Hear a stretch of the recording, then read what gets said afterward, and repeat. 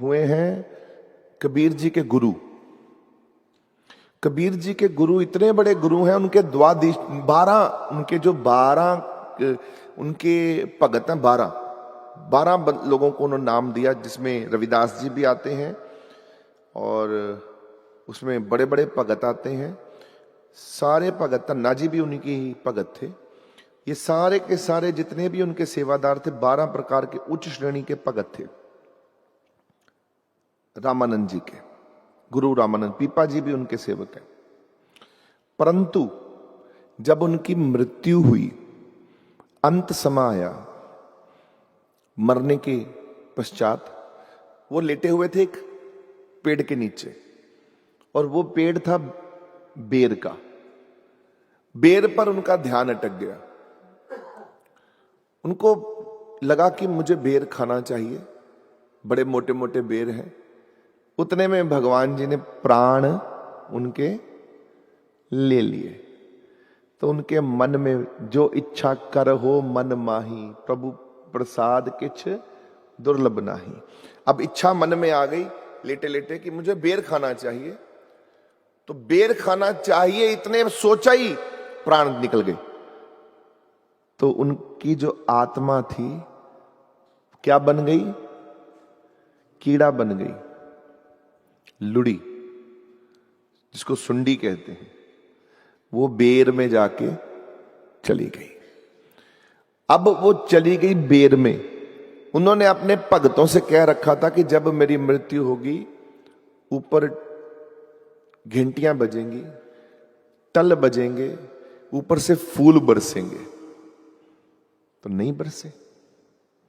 सब संगत इकट्ठी होकर चर्चा करने लगी कि इतने बड़े पूजनीय गुरु जी, उन्होंने कहा था कि जब मैं ऊपर जाऊंगा अपने परम धाम में, तो संकेत होगा, ऊपर से लाइट चमकेगी, फूल बरसेंगे, घंटियां बजेंगी, शंख बजेंगे, और संगतों को सबको दिखाई देगा और सुनाई देगा।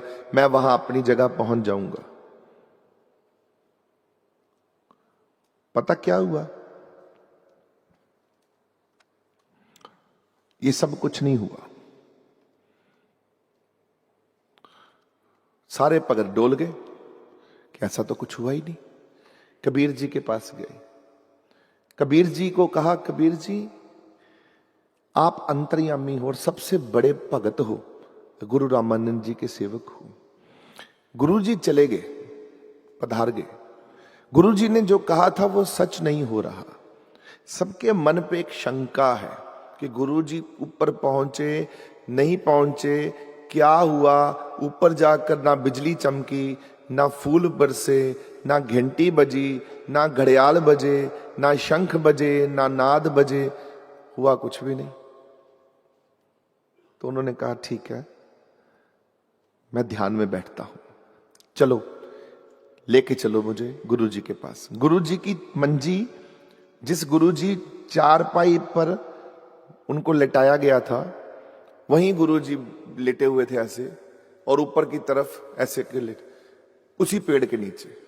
उनके श्री चरणों में मत्था टेक कर नमस्कार करके साष्टांग करके बैठ गए कबीर जी चरणों में, गुरु जी के, और ऐसे आसन में, इस मुद्रा में। ओम गुरुवे नमः, गुरु का ध्यान करते हुए, और गुरु का ही मंत्र, गुरु का ही ध्यान, जो नाम मंत्र उनके पास था, अपना पूरा ध्यान लगा के गुरु जी के पास। और गुरु जी से पूछने लगे, गुरु जी आप कहाँ हो? मैं कबीर आपके पास आया हूं आपको मिलने, कहाँ हो आप? तो गुरु जी का संकेत मिला कि गुरु जी के बिल्कुल ठीक ऊपर, जहां गुरु जी की सिर है, उसके ऊपर एक पका हुआ बेर है मोटा सा, और उस बेर में गुरु जी बैठे हुए हैं। बेर तोड़ा गया, उसमें से कीड़ा निकाला गया, बंदे चढ़े पेड़ पर, तोड़ा, कीड़ा निकाला, बोले यही गुरु जी हैं, और गुरु जी यहीं पर आके बस गए। सेवक बड़े हैरान हुए, पहले तो माना ही नहीं कि ऐसा हो सकता है। हमें 84 से निकालने वाले गुरु जी, आप 84 में कैसे फंस गए? कबीर जी बोले ऐसा नहीं है, गुरु जी 84 में नहीं फंसे। गुरु जी क्या हुआ कि ये भगवान की लीला है। जब भगवान ऊपर की तरफ ऐसे देख रहे थे गुरुजी, तो कबीर जी ने कहा भगवान ही मृत्यु का मालिक है, भगवान ही जन्म का मालिक है। किसका मालिक है? भगवान ही जन्म का। जन्म जब आपका होता है किस समय होगा, कहां होगा, कौन सी मां मिलेगी, कौन से पिताजी मिलेंगे, ये सब भगवान जी का काम है। जन्म देना और मृत्यु देना, ये दो शक्तियां भगवान जी के पास हैं। बोले ये भगवान जी का ध्यान कर रहे थे तो बेरी बीच में आ गया, बेर बीच में आ गया, बीच में, क्योंकि ध्यान था, पेड़ था, पेड़ में आ गया। ध्यान भगवान का कर रहे थे, आसमान का, पर इस दृष्टि ने बेर को पकड़ लिया और बेर को पकड़ा और आत्मा सारी जाके बेर में बैठ गई जाकर। यह है ध्यान की क्रिया। संस्कार किया गया गुरु जी का, रहत मर्यादा से कीड़े को निकाल के इकट्ठे होकर संगत ने कीर्तन किया। कीर्तन करके गुरु जी से विनती करी, गुरु जी आप कीड़े के रूप में अच्छे नहीं लगते, आप अपने को पहचानो, आप अपने को जानो, आप गुरु जी खुद ही भगवान में लीन हो जाओ। ऐसा कीर्तन किया कीड़े के पास बैठ के। कीर्तन से गुरु जी की और प्रभावित हुई शक्ति, कीड़े के रूप में गुरु जी ने खुद को पहचाना और खुद के श्वास त्यागे, ऊपर पहुंचे, टलियां बजी, शंख बजे, घड़ियाल बजे और फूल बरसे। उसी समय ये घटना